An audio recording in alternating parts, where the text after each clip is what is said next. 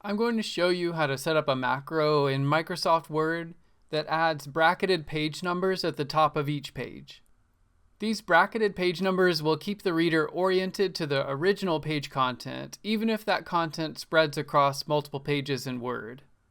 For this example, I'm going to convert this PDF using Abby into a Microsoft Word document.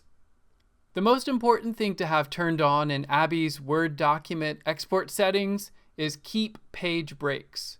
Make sure that is checked.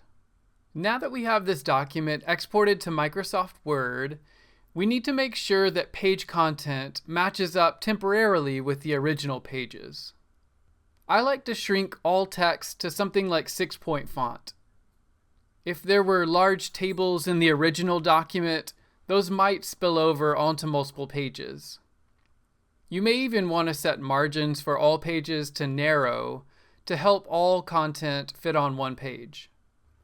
I'm going to go to the Pages tab in the navigation pane and just scan through to make sure that there aren't any obvious spillovers. Everything looks good, so I'm going to go back to the original PDF for the first page number. Content starts on page 213, so I'll switch back to Microsoft Word and set the first page number. To do that, I'll go to the Insert menu and the Page Number drop-down, and then click on Format Page Numbers. I'll click into the Start at : box and type 213 and then press Enter. Now my page numbers in the navigation pane should match the original. The last page in my Word document is now 236, and it looks like it has the same content as page 236 in the PDF. Now that we're confident that page numbers match the original, we can set up our macro. First, we'll go to the View menu in Microsoft Word and click on the Macros button. Next, we need to give it a unique name. I'm going to call mine a page numbering macro. Note that you cannot have spaces in macro names. Next, I will press the Create button. This opens the Microsoft Visual Basic for Applications program with the macro editor open inside it. Now I can replace everything below the last apostrophe with my page numbering macro code. This code can be found inside the description of this video. Last, press Ctrl+S to save your macro. We are now ready to use the macro to insert bracketed page numbers. I'm going to click at the very top of this Word document to place the first page number. Next, I'll click the Macros button, choose the macro that we just created, and then click the Run button. You'll notice that it performs the action and moves us down to the top of the next page.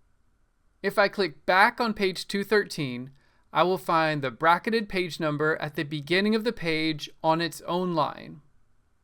If we look at the code of the macro, we can see that the first couple actions are to type a paragraph break and then move up to that new line on the page.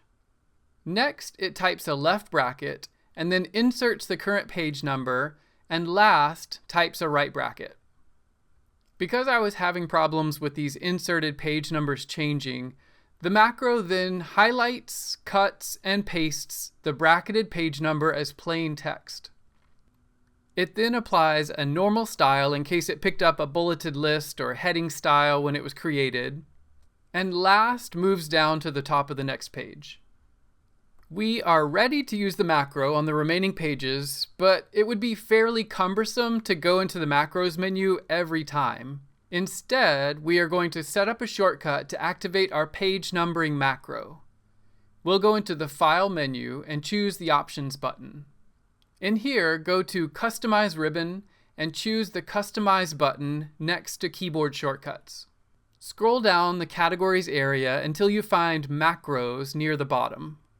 Choose Macros and then look for your macro in the next box. Once you've chosen the correct macro name, navigate to the Press New Shortcut key field and give this macro a keyboard combination shortcut. I like to use Alt+End. Now that we have a keyboard shortcut for our page numbering macro, we can just press that at the top of page 214. For whatever reason, sometimes inserted page numbers are off by one page, but we can work around this by inserting a page break with Control-Enter at the top of page 214. I'm going to delete the inserted page number and add a page break for page 214. I'll move to the top of page 214 and use the macro shortcut Alt+End again. Now when I check that page number, it appears to be correct. We will leave the inserted page for now and continue using the keyboard shortcut to insert bracketed page numbers. We can now get rid of the inserted blank page, and inserted page numbers should match the original page numbers. I can use Control plus page down to quickly check this.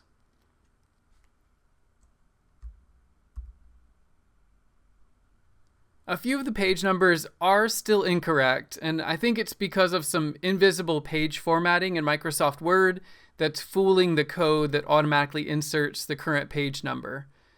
These are pretty quickly correctable though. Now that the original page numbers are inserted, we can set the font to something larger, insert original graphics, and edit tables without worrying about content fitting on one page. I hope this macro saves you some time inserting bracketed page numbers and helps you to understand the process of creating and using a macro in Microsoft Word.